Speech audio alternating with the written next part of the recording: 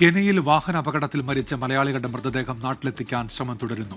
മരിച്ചവരുടെ പോസ്റ്റ്മോർട്ടം നടപടികൾ പൂർത്തിയായി. ഗുരുതര പരിക്കേറ്റ 3 പേരെ വ്യോമമാർഗം തലസ്ഥാനമായ നെയ്റോബിയിലെത്തിച്ചു.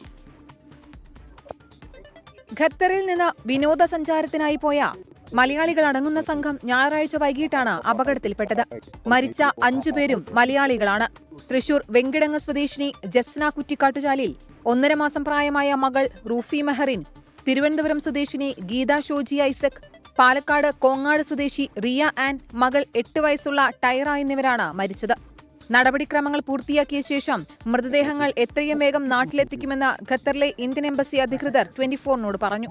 അപകടത്തിൽ ഗുരുതര പരിക്കേറ്റ 3 പേരെ വ്യോമമാർഗവും മറ്റുള്ളവരെ റോഡ് മാർഗവും കെനിയൻ തലസ്ഥാനമായ നെയ്റോബിയിലെത്തിച്ചു. ഇവരെ നെയ്റോബിയിലെ ആശുപത്രിയിൽ പ്രവേശിപ്പിച്ചു. പരിക്കേറ്റ 21 പേർ അപകടനില തരണം ചെയ്തതായാണ് ലഭിക്കുന്ന വിവരം. മരിച്ച മലയാളികളുടെ മൃതദേഹം നാട്ടിലെത്തിക്കാനാവശ്യമായ നടപടികൾ സ്വീകരിക്കണമെന്നാവശ്യപ്പെട്ട് മുഖ്യമന്ത്രി പിണറായി വിജയൻ ഇന്ത്യൻ വിദേശകാര്യ മന്ത്രാലയത്തിന് കത്തയച്ചു. 24 ദോഹ.